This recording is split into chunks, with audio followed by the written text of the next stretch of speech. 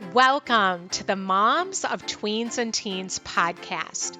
If some days you doubt yourself and you don't know what you're doing, if you've ugly cried alone in your bedroom because you felt like you're failing, well, I just want you to know you're not alone and you have come to the right place. Raising tweens and teens in today's world is not easy. And I'm on a mission to equip you to love well and to raise emotionally healthy, happy tweens and teens that thrive. I believe that moms are heroes and we have the power to transform our family and to impact future generations. If you are looking for answers, encouragement, and to become more of the mom and the woman that you want to be, welcome. I'm Cheryl Gould, and I am so glad that you're here. Welcome, friend. I am so glad that you are here today. And none of us get through this life without experiencing grief and loss. And the question becomes, how do we work through the loss and come to believe that we can actually love our lives again, that we can have healing, but not just healing, but actually love our lives again. And my special guest today is Krista St-Germain, and she knows firsthand what it means to face unimaginable loss since tragically and unexpectedly losing her spouse in 2016, leaving her with a title that she never thought that she'd have, widow.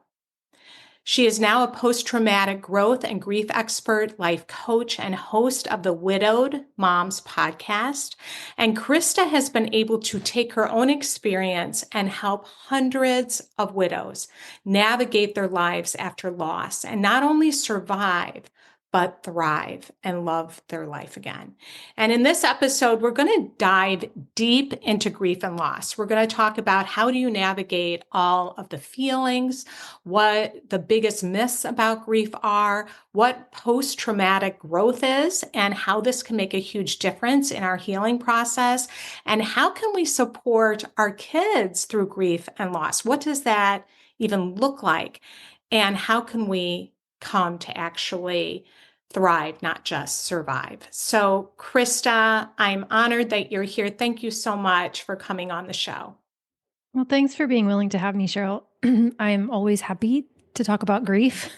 And as strange as it sounds, I'm excited when anybody wants to have that conversation because it's so important and it's so rare. Yeah. And say more about that. I mean, that's my experience. But when you say it's so rare, Well, I mean, I know for me, before Hugo died, I didn't really know much about grief. What I did know later proved to be outdated and inaccurate. And it just wasn't something that anybody ever talked about. We just kind of, carry on, put on the brave face, get back to work. Even when you think about how, death has really been specifically bereavement, right? Which is only one type of grief, but specifically bereavement. Death has been moved out of the home, right? It used to be a common thing that people would be taken care of in the home and that they would pass in the home.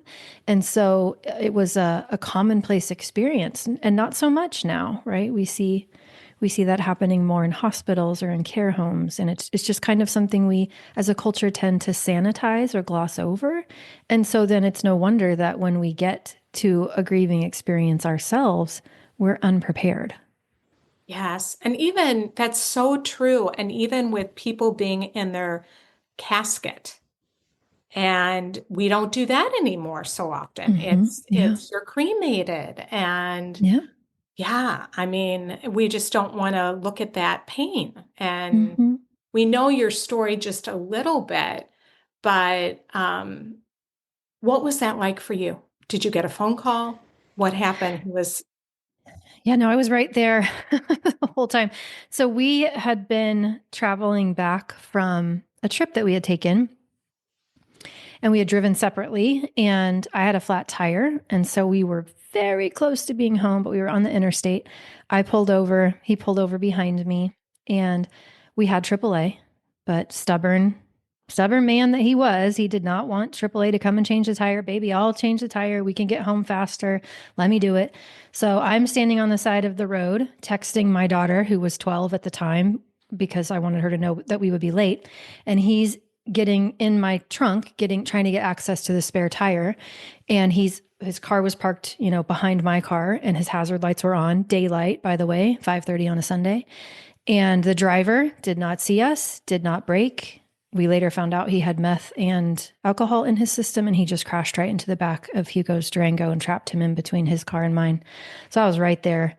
And we made it to the hospital, but within 24 hours, there wasn't anything that could be done. So it happened very fast and very unexpectedly. Oh, Yeah. Krista. Oh my God. Yeah. So I was kind of at that place where he was my second marriage. It was like the proof that true love does exist and you can be treated well. And so I really did feel like my best days were in front of me. And I went from my best days are in front of me and everything is looking up to, okay, I think that was it. I think my best days are behind me. Yeah. Well, and having that, seeing that happen right in front of you and the trauma. And we talked just a little. I mean, I was the kid of my dad being killed in a car accident, and my whole family was in the car. Mm. And so there's something to, not to diminish anybody's grief in any way, but it was so traumatic. The trauma I've had to spend years working through just that. Yeah. Yeah. And so he died. He went through that. What transpired? Yeah. So then I went right back to the therapist that I had when I was going through my divorce. I hadn't seen her since then, but I went right back to her, and that was very helpful to me. But I kind of reached a place where I got back to functioning, but I still wasn't feeling good. Everybody's telling you, oh, you're so strong and you're doing so great. And you kind of understand why they're saying that, because you're back at work and you're navigating the to-dos and the kids are getting where they need to go. But inside, you don't feel like you want to feel, right? You really aren't looking forward to your life or loving it again.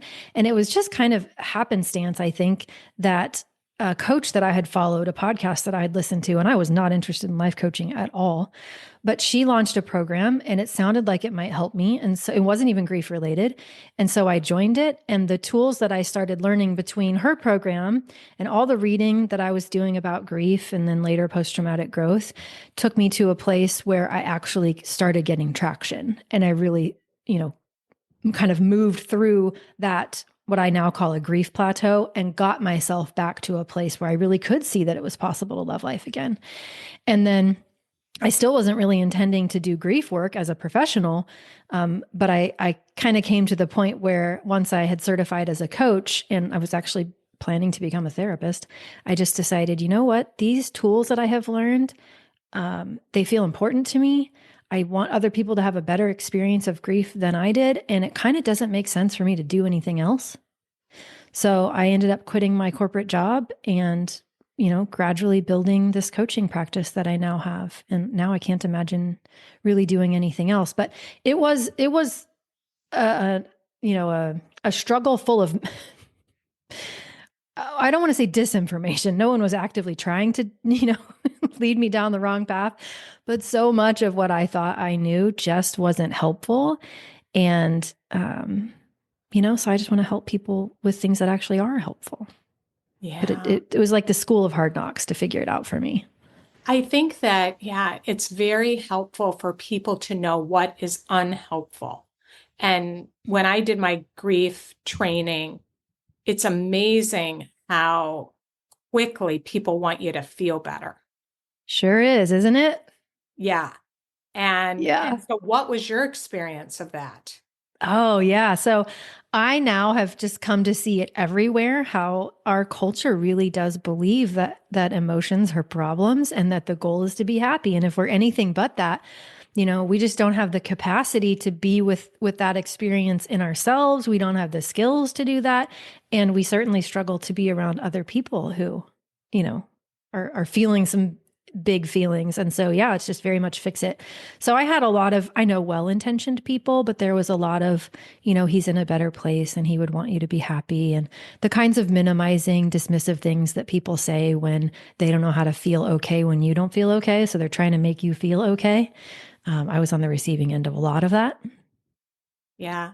I Yeah. I think that's good to just even pause there to realize how uncomfortable we get when somebody is grieving and they've had loss, and just sitting with them in that pain and doing nothing, Yes. or feeling like we have to say something is such a knee-jerk response, but not helpful. And so Yeah. what really did help you at that time? Yeah, the people who did just what you said, right? They sat with me and they didn't try to change me. They weren't coming from a place that said I was broken or they couldn't handle how I was feeling. I remember very specifically one coworker who said, "Hey, you want to just go to the bookstore and we'll just grab some coffee and go to the bookstore?" And it was like one of the only outings, especially in those early days, where I nobody was trying to cheer me up, right? Mm. She was just letting me be and being with me. Hmm. And it still sticks out as so memorable because it was so uncommon. Everyone else was trying to get me to find, the reasons to be grateful and the reasons that the future could be bright and he wouldn't want you to be sad and, all of that. But Mm. it's the rare person who can be with you. And Yeah. And when you went out with her, did she talk about it at all, or was she just with you doing something different? she let me take the lead there. Yeah. And so Uh-huh. she didn't poke or prod or ask any questions. But I think at that point I did want to talk a little bit about it. And so I did. And she Yeah. listened. Yeah. And Hmm. she listened. Yeah. It's interesting.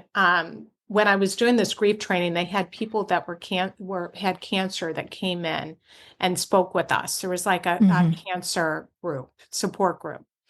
And one thing that they said, and I think it's similar when you experience a loss like you've experienced, is they said, I feel like all anybody really focuses on is my cancer and kind of sees me like Mm. I'm a person with cancer stamped on my forehead. Hmm. Just the act of somebody just being with me, Yeah. that how refreshing that is. And that was like an aha for me Hmm. that, wow, just being with. Like she took you Yes. coffee and she took your lead. Uh, Hmm. yeah. Yeah, I remember one time I was actually in coach training and I wanted to get coached and I brought up a story and I led because it was background information and it really didn't have anything to do with the death of my husband, but I started there for context and literally the whole room just gasps. And I didn't ever actually get coached at that point in time on what it was I wanted support around because the whole room got so distracted by the fact that my husband had died that they couldn't see that there would potentially be anything else that I might want support around, right? It's exactly very similar to what you're saying. It's like Yeah. there are other things. Yeah. Yes. Yes. So you talk about the 5 stages of grief and how that Hmm. doesn't always apply to the loss of a loved one. So I was very curious about that. So can you say more? Yeah. So I think it's interesting to note that the 5 stages of grief actually wasn't about bereavement in its inception. It was about people who were coming to terms with a terminal diagnosis. So it was actually an anecdotal study on hospice patients and a very important work in its time, Elizabeth Kubler-Ross's work. But gosh, 40 plus years old now. So first she did her book based on hospice patients and then took that work and applied it to death and dying, or did death and dying first and then on grief and grieving. So denial, anger, bargaining, depression, and acceptance were the things that she was noticing. And later in her life, she really regretted the way that people took her work. And I think to some extent, we're still interpreting her work in the same way. And it's actually not helpful, right? She never intended for anyone to hear that what she was noticing was linear, meaning that you would have to first go into denial and then get angry and then bargain and then get depressed and then come to a place of acceptance. She never meant to say that those were the only experiences people would have in grief. She never meant to imply that it was going to be prescriptive. right? That Hmm. you should do it this way, or that you've done something wrong if you don't. I mean, how many times have I heard people wondering, am I angry enough? Did I skip that part? Did I get angry? You know, she never meant to say that acceptance was one and done, that it was just some, state that you reach. So I think, and she never meant to imply that grief ends either. And Yeah. all of those I things got to are get are things through that it. we have picked up. Yeah, I got to get through it. It's like, it's like I always joke about it, but it's not golf, right? It's not 18 holes and we're done, right? There's no end. My definition of grief is that it's the natural human response to a perceived loss. Mm. If Hmm. that's the definition we go with, which I love because it's so generous and inclusive, right? Grief is so much more than bereavement. There's so many things that we can grieve. But the loss will have always happened. We'll probably always perceive it as a loss. And if that's the case, there really is no end of it because we can't go back in time and undo it. The loss will always be there. So, how do we integrate the loss into our lives? How do we decide what we want to make of it? How do we decide who we want to be in the face of it? Right? What do we want to make its role be in the way that we live? That's what grief is about, in my opinion. But people are hearing, oh, I have these stages. It's linear. I just need to follow them. And if I do, I'll get to the end and then I'll be all better. No, no. Wow. Yeah. And that, yeah, like I've got to go through it just so I can feel better. But then what happens? It's the shoulds. And you talk a lot about the shoulds. So what are some of those Yeah. things? It's the shoulds and it's also the secondary losses, right? So the primary loss is what initially happened. So in my case, my husband died. In your case, like your dad died, right? Primary loss. But then, and so we might integrate and get to a more comfortable place, a less awful place with that primary loss. But then the secondary losses happen. So the secondary losses are all the losses that we will experience as a result of the primary loss. So, you know, he Uh-huh. did not get to teach my daughter French and she wanted to learn French. He did not get to teach my kids how to water ski and they wanted to water ski. When my daughter gets married, he's not going to be there. When you got married, if your Yeah. dad wasn't there. Those are all secondary losses. We cannot predict them, right? And it's like the death by a thousand paper cuts. But it's okay that we hurt when they happen, Yeah. right? So, Yeah. yeah, so Yeah. it's secondary losses and it's the shoulds, to your point. So the shoulds are what happens when, we think we've done it wrong or there's something wrong with us, often because we've picked up ideas that are inaccurate about how grief is supposed to be. And then we compare ourselves, right? So if Mhm. we've heard, for example, the first year is the worst, which a lot of us have heard, and we survive the first year, you know, white knuckle our way through it, do the best we can. And then we are not having a better experience in the second year.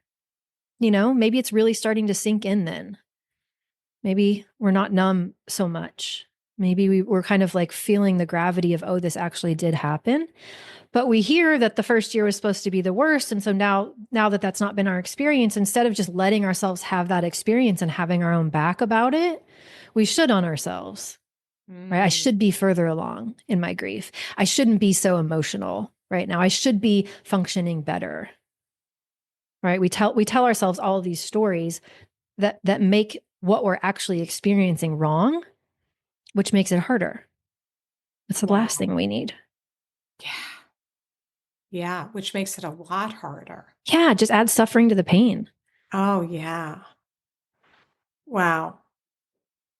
Yeah. And what about the talking about it? Like, that's where I feel like there was a Mm. huge gap. My mom, she felt like she was, and I don't know if you would, I feel like now we talk a little bit more about feelings than we did back Hmm. then. That was very Hmm. much a generation, I think, of not talking about it. But we came home. My mom had broken her jaw, so she sat there Mm. with her mouth wired shut and drank through a straw at the dinner table with my little brother that was 5. And we never talked about it. So I'd go to my room and try to sleep. My mom she would cry on her bed, but she didn't want us to see our grief. And so, how did you navigate that with your kids? And how would you encourage our listeners to what should they do if they're like, yeah, I'm experiencing this loss in my life of a loved one or different things or divorce or whatever. Yeah. What would you say to that Yeah. is important to do? It is. It's so important to do. I think the first thing we can do is come at it from the perspective that feelings aren't problems to solve, Mm, right? Because I do think we live in a culture that says, quote unquote, negative emotion, uncomfortable emotion is a problem to solve. But the goal is to be happy. And while I love happiness, I think the goal is to be fully alive and human and to feel, right? And we really don't appreciate the stuff that we like without the stuff that we don't. And the mm, context that the stuff that we don't provides is really important. So we don't have to love grief, but we don't want to make ourselves wrong for something that is very natural. And that's a lot of what's happening, I think, is when we aren't talking about it, is we're assuming that it's a problem and we don't want to make it worse. And, we should just pull ourselves up by our bootstraps and, just carry on, right? And that actually can take what is a normal human experience and make it more of a problem because we aren't letting it be. We aren't giving it attention. When my youngest, he was 9 at the time that Hugo died, but he used to ask me for his whole little life. I mean, I had this conversation with him so many times I can't even tell you. He was just so perceptive, and he would say, "Mommy, you're not happy. I want you to be happy. How can I make you happy?" And I don't even think, in some of those moments I actually didn't feel unhappy, but he could just pick up on anything. And so there were so many conversations that I had with him, and the same after Hugo died, that were something to the effect of, "Buddy, it's not your job to make mommy happy, right? It's okay for mommy to feel how she feels, and it's not your job to make mommy happy. Your job is, just to focus on you and take care of you, and I'll take care of me." And just kind of normalizing that, like, A, you can't change other people's feelings, and B, you don't need to, right? Being able to, I think it's healthy to cry in front of people.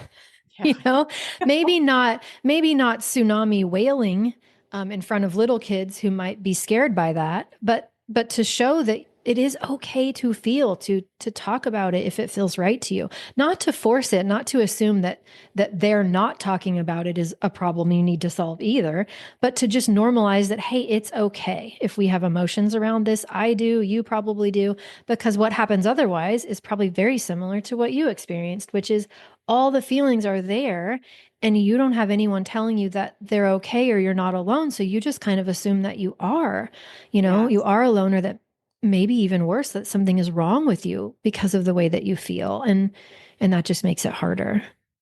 Yeah. Thank you for saying that. Yeah. Yeah, I started having panic attacks. I didn't know what it was Oh, because I was stuffing it all. And then I did, like you yeah. said, I thought I was crazy. Hmm. As a 11-year-old, like, what's wrong with me? Yeah. Yeah. Because Well, you have trouble processing it. yeah, I'm hopeful that this is changing, especially in some of the elementary and middle school kinds of curriculum that I'm seeing, Mhm. at least in some Mhm. schools. But I think most of us who are adults grew up, not nobody ever taught us how to feel a feeling. We might have seen an adult like react to a feeling or avoid a feeling, right? Or we know what it's like to try and get away from feelings, but how many of us were actually given instructions on how to let a feeling flow through us? I wasn't. Yeah, me neither. Yeah, Yeah. It was just like, carry on, stay busy, let time heal. yeah, yeah. Doesn't Time work like will that. heal. I just recently heard somebody say that to somebody. Yeah. Oh, it'll get better in time. Ugh. Yeah. I used to have a very strong response to that. I won't say I throat punched anyone, but I had a strong reaction. And there's a book out there that I didn't write, but it's brilliant. It's called The Grieving Brain. It's by Oh, interesting. Mary Frances O'Connor's work. I had her as a guest on my podcast, and she's just delightful. But she helps helps us kind of find the nuance in that statement, which is that time in and of itself doesn't actually heal, and time by itself might not be all that we need for sure. What we do with the time matters, but also we really do need time for our brain to adjust to the loss, right? Our brain, especially when it comes to someone that we love. Can you imagine if, you never knew when your dad was coming home ever, like before he died, right? If you never knew where your dad was or if you'd ever see him again, it would be very upsetting. Right. So our Yeah. brain has a way, and it does this with the people that are important to us. Our brain has a way of calming us, right? Taking what's happened in the past and using it to make relatively accurate predictions about what will happen in the future, right? Dad always comes home at 5:30, the garage door opens, it's dad. Right? I don't have to worry about this. I know with relative certainty where dad is, how long it would take me to get to him, and when I will see him again. The brain has gathered this data and can make predictions. But then when someone dies, that gets messed up, right? The brain is still making predictions on that old data, but the reality is no longer what it was. And so, in part, time does need to pass so that the brain can have enough exposures to the new reality to stop predicting the old reality, right? Which is why we feel so weird when we're like, I know they died. Intellectually, I know. But yet I keep expecting, I keep looking for them. I keep trying to find them in a crowd. I keep thinking they're going to show up or they're on a business trip, right? Because enough time hasn't passed for our brain to relearn so that it can update its predictions and predict accurately about the future. Wow. That is so powerful. I have never heard anybody ever talk about that. Yeah, And Mary it's Frances so O'Connor. I don't take true. credit for that. Yeah. Yeah, I Yeah. remember not really believing. Like my brain was like, well, maybe I mean, this sounds crazy, but maybe there was a hole in the car and he climbed down and then he climbed through one of those, what do you call it, that goes into the sewer? He climbed into Oh, the, like a man, yeah, yeah. and he just ran away. Yeah. It was just so hard. And then every day when he was supposed to come home from work, my dog would wait for him Yeah, every they know, night, would don't they? just wait. It's like the Yep. little stuff, right? Yeah. That too brings up grief and just seeing him wait there and then they don't come. Never heard anybody explain it that way with how Yeah. our brains are used to that and it takes time for it to come to grips with that they're not there. Yeah, we don't want to make ourselves wrong for that as it's happening, right? Yeah. Because it's really easy to think, oh, there's something wrong with me. What's wrong with me? Why do I keep expecting it to be different? Why do I keep looking for them? Why can't I accept? Right? That's not what it is. It's your brain is updating and it needs time. Yeah. Wow, that's beautiful. So what's the post-traumatic growth? Yeah. What is I I've never I heard I've know. never heard that before. I was like, whoa. You're not alone. I remember hearing it the first time too, and it was quite a moment. So because most everybody has heard of post traumatic stress, but post Yeah. traumatic growth maybe not so much. So post traumatic growth is a phrase that was coined in the mid '90s by a couple of researchers, and at the time, it's relevant to understand that at that time we thought of trauma differently than we do now. Now we know that trauma is very subjective, right? We used to think of trauma as objective. So there were, there's like a list of things that are traumatic. Now we know that it's very very much an individual experience. What might be traumatic for you might not be traumatic for me and vice versa. But at that time they were thinking of trauma as kind of big T, little t. It's an objective list of things. And what we thought then was that the best you could kind of hope for after something traumatic happened was that a person would return to their baseline, right? So you have this kind of level of life satisfaction or wellness, and then something traumatic happens and that level dips. And we thought that people either stayed at the dip or they went back up to the baseline. But Mm, what they noticed in their studies was there was actually a third group who were not just dipping or just dipping and returning, right? They weren't just bouncing back, they were actually bouncing forward. And they mm, were reporting greater levels of life satisfaction, greater levels of wellness, not in spite of what had happened to them, but because of what had happened to them. Meaning that not that they loved what happened to them, right? It's not to say they were grateful for what happened or were glad it happened, right? Or wanted it to happen, not at all, but that they experienced an increase in satisfaction because of who they had decided to become after it happened because of how they had decided to see their lives. So increased appreciation for life, right? Mm. Improved relationships with others, personal strength, right? They realized they were stronger than they thought they were. They were open to new possibilities in life that they might not have been open to prior to whatever the event was. And for many, there's a spiritual component, right? A deepening in terms of their spiritual relationship or faith. So yeah, it was kind of mind blowing at the time because we didn't realize that that could be a goal. We just thought, oh, we're just trying to get back to normal.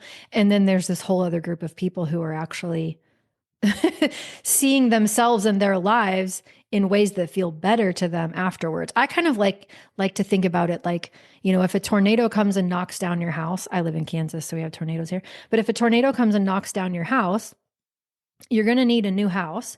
You could probably just ask the builder to build the house that was as close as possible to the one that you had, right? Return to baseline. But also, you probably learned some things from that tornado. Maybe you want a safe room, right? Maybe you want a basement. Maybe you just learned some things from living in that house before that you want more windows in your kitchen or a larger closet. You could update the design of the house and build that one. And that wouldn't be to say you didn't love the old house. That wouldn't Yeah. be to say you asked for the tornado or that you were happy that it happened, but it did happen. And now what? Right? And the now what is the opportunity. If we want it. It's not a should. It's just if we want it. Yeah. If you want it. Yeah. So you started studying, like looking for all the resources that you could, and you Mm-hmm. discovered that. And Mm-hmm. what slowly started, and maybe you would phrase it differently, what started to help you to love your life again? Yeah. Um, it really is a lot of these dimensions of post-traumatic growth that I just mentioned, like letting myself explore them. So for instance, when someone, at least for me, and this is a lot of my clients go through this too, it's very common after someone dies that who you thought were your friends, maybe it changes, right? Some people ghost you. Some people who you thought would be there for you aren't. Some people come out of the woodwork who you never imagined would be there. You kind of start to realize the preciousness of life.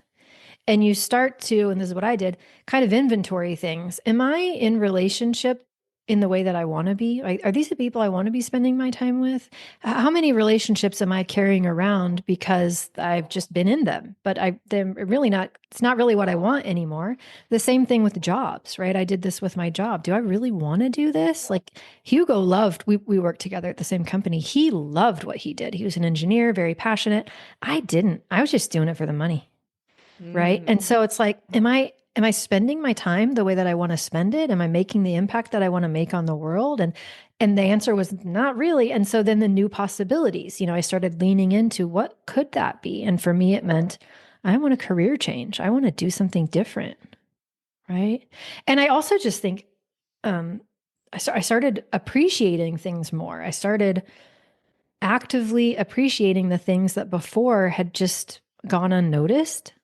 There was this kind of heightened sense of awareness of the small miracles. Mm. Mm-hmm. Um, Mm-hmm. Still wasn't grateful any of it happened, but it was just being willing to consider those things. Who do I want to be in this? What do I want to make of it? What do I want to learn from it? Yeah. How do I want to use what has happened in a way that is supportive? Not, not because we wanted it to happen, but because we always get to be the ones that choose. And and I think it's a great opportunity if you want it to be to get even more in touch with what you uniquely value Yeah. and ask yourself, am I expressing this? Am I being the expression of these things that I do value? And if not, what do I want to do about that? Mm-hmm. Do you feel like it kind of woke you up? Yes, very much. Yeah. I mean, it was just kind of like I would say that to some extent there have been other things that have been, very challenging for me that also woke me up, divorce being one of them. Um, but yeah, it was just kind of like, oh, okay, I'm 40. If it's this precious, if it can be taken this quickly, what am I doing here? What am I even doing with my life? Right? Do I want to keep going through these motions? I mean, I had a good job that it paid me well, but is this 40 plus hours a week? Is this how I want to spend those 40 plus hours? I don't think that it is. Are these the people I want to be in, close relationships with? Maybe not in all cases. Right? Yeah, very much. It's like a record scratch moment where you're like, Yeah. whoa, okay, look around. Are we living the way we want to live? And I think a lot of us fall into that trap of, when we're young, we're dreaming. We're dreaming of what we want to be when we grow up, and we're dreaming of the relationship we want and the kids that we want, and that white picket fence and the things that you just are taught to dream about. And then for many of us, we kind of stop dreaming in midlife. We go through the motions of adulting. Mm-hmm. And we forget, oh, I can actually still dream. Yeah. You kind of get on the hamster wheel. I'm still the one driving this bus, and maybe I want to take off the autopilot and like look at the GPS, and do I like where I'm going? Am I enjoying this journey? To Yeah, reevaluate your life and what you totally. really want and take Yeah. responsibility for it too, rather than life is just happening to you. Yes. Yes. Yes. And because many parts of life do happen to you, right? Like Hugo's death happened to me. I didn't Yes. cause that, but the ability to distinguish what is it that I can control and can't, and then maximize what I can. Mm-hmm. Yeah. And so Yeah. this is what you help the women to do. Yes. Yes. Yeah. When you start coaching with someone, or I know you have a membership, where do you start with them? Feelings. Yeah. I bet, We yeah, just start with listening feelings. to an outpour of having a safe place where they can express. It's that. And it's also just developing the skill and confidence around letting feelings pass. Because, if we don't have that, yes, there's probably a backlog.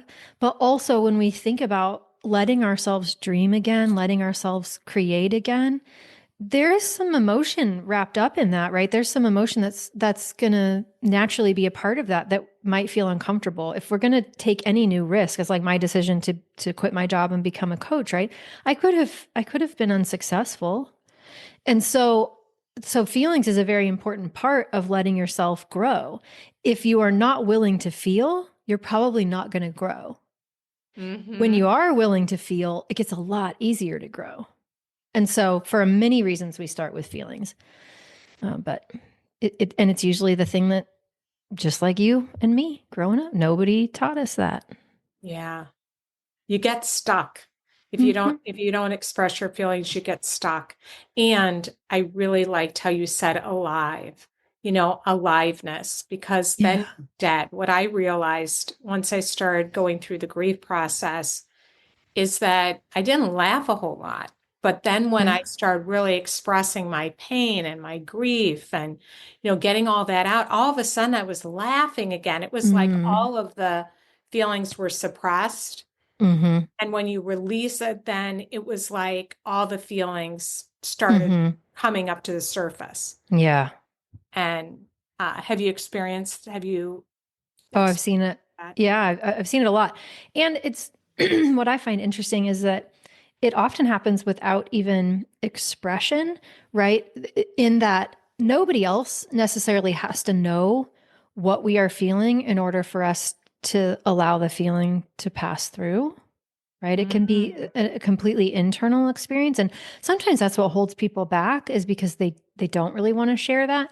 But it's quite possible to let a feeling flow through and you're the only one who knows, right? You don't actually have to tell mm, anyone or show anyone or do anything because of that.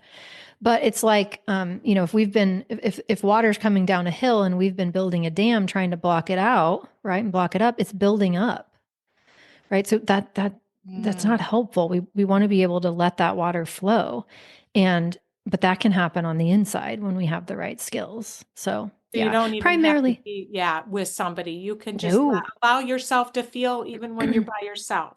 100%. Yeah. Or be in a room full of people and let yourself feel and nobody knows, that's Mm-hmm. possible too. So we work primarily on changing our relationship with our feelings. And then we get into changing our relationship with our thoughts.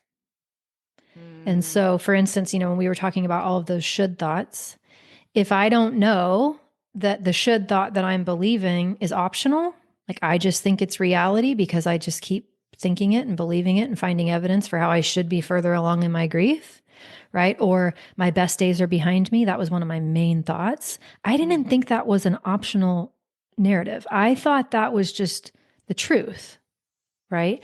And if I hadn't learned that that was just a story in my brain that I didn't have to believe, it would have been very difficult for me to believe my best days could be in front of me. mm. Right. Because I didn't see that as anything but fact. And so we have to start seeing that our thoughts aren't actually facts, right? They're just stories, and changing our relationship to them so that we become the one who gets to choose what thoughts we believe. And for, in the case of my clients, it's what do I want to believe about myself? What do I want to believe about what's possible in my life? What do I want to believe about my future? What do I want to believe about my past? What do I want to believe about my relationship with my person? Sometimes, right? What do I want to believe about my relationship with money? Mhm. All of these things that can be Oh, barriers yeah. to loving life again that start with being able to diffuse from our thinking. So challenging those beliefs and then coming up with new beliefs that Yeah. actually are Yeah, true. seeing them as not wrong, but as optional, and using that discernment to decide, is this thought or belief moving me toward what I want or away from what I want? And if the answer is away, then we don't have to keep believing that thought when it shows up, right? We actually can change that. We know that the brain is very malleable. We can create new neural pathways. But we can't do that if we think our thoughts are true, Yeah. because we just would never know that it was an option. So Wow. Oh, Krista, this is so powerful and helpful. And I'm um, glad. are there any, I mean, there's so much. I just um, feel like I've had just a lot of aha moments and made some connections for myself based on what you're sharing. Uh, Yeah. tell people where to find you, but do you have any final kind of encouragement if there's a mom on here that she's experienced a loss, she feels stuck, what would you want to say to her? Yeah, I would say don't try to go through this alone, right? If there's so many different ways that you can find support. And what I have learned in years of coaching is that just the power of getting people in community is almost magical, because almost always when we're trying to go it alone, our brain will make these very normal things mean that something is wrong with us. At least get yourself out and into an environment with other people who can relate to whatever it is you've been through. And I guarantee you can find them because the internet is a big place, right? Mm, They exist out there so that you can see there is nothing wrong with you and you are not broken, right? This is what grief looks like. This is what it looks like to have gone through this experience that you're going through. And then when you normalize all of those things that aren't you, you can actually then look at the things that maybe might be things you want to change about your life given your values, right? So I just don't recommend trying to go it alone. And I am guilty of that. yeah. So learn from my mistakes. Yeah, Yeah. I think that, yeah, it's so easy to pull in, right? And just not be in that fetal position like you talk Mm-hmm. about on your Yeah. website versus we need each other Mm-hmm. I and really do not to believe go that. through it alone. And you're not going to be alone in it. Yeah. I really do Yeah, believe that. yeah. So thank you. Tell them where to find you and Yeah, what for you're sure. up So to. I love podcasting. So I would invite anyone who's interested to come and listen to the Widowed Mom podcast. And then also, I wanted to give your listeners a little gift, which is a downloadable copy of a journal that I created called Memories That Matter. And it was designed so that you could just relax and not worry about losing your most precious memories with your person. So it's 100 journal prompts that you can use to help remember the things that matter to you about your person. Of course, it's designed with widows in mind, but honestly, anybody can use it, or they could give it to a widow if they have someone. And that can be found at Coaching with Krista, which is KRISTA.com/MTT. Tried to make it Okay. easier for your And I'll put listeners. it in the show notes too. Yeah, yeah, and anybody can download that and use it. It was a great worry for me that I would forget things about Hugo, and so I wish I would have had that then. So it's kind of what I wish I would have had. But yeah, any of those two places, I would love to connect with people. Wonderful. Well, thank you so much for the important Thanks for work that having me. you're doing and for sharing today. I know that our listeners were very encouraged by what you had to share. Well, I'm glad. Again, thanks for being willing to have hard conversations with your audience, right? Not a lot of people are doing that. So you should pat yourself on the back. I hope you will. Oh, thank you. Yeah. Well, that's it for today, friend. And thank you for spending time with me today.